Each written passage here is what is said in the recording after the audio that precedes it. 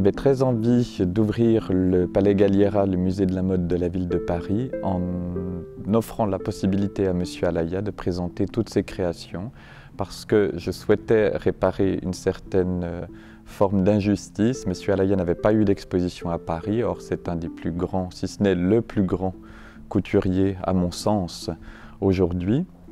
Et puis, parce que je trouvais qu'en accueillant Alaya, on saluait une force d'autonomie dans la création, une souveraineté de la création. Alaya est un couturier indépendant qui n'a pas hésité à renoncer à certaines formes du système pour toujours placer haut l'idée de la création.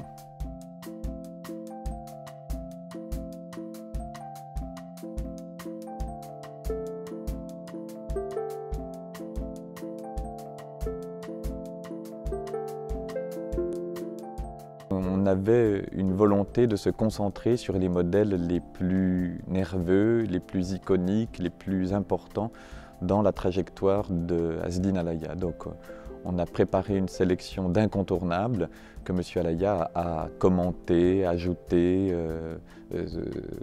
modifié au fur et à mesure de cette année de travail avec lui.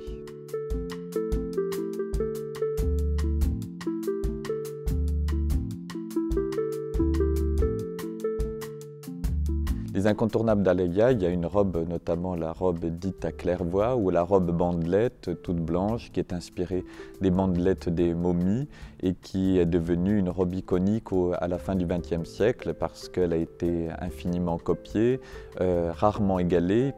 Il y a une autre robe très iconique que portait Grace Jones en 1986, une remise des Oscars, qui, je pense, si on devait faire un jour une exposition des robes absolument monuments de l'histoire de la mode, celle-ci devrait y être. C'est très amusant que Alaya, venant de Tunisie, incarne à ce point le chic parisien. Mais parce qu'à mon sens, il a été vraiment formé auprès de grands tempéraments comme Arletty, Louise de Villemorin, qui étaient à la fois des clientes et des amies.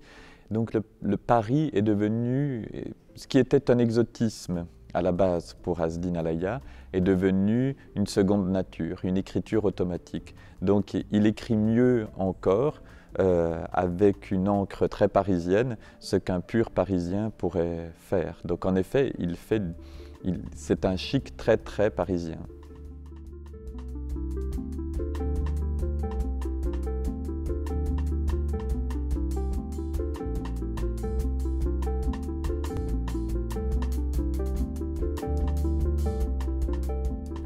Je crois qu'il a été ému lorsqu'on l'a invité à venir faire une rétrospective, certes, mais à inaugurer le Palais Galliera.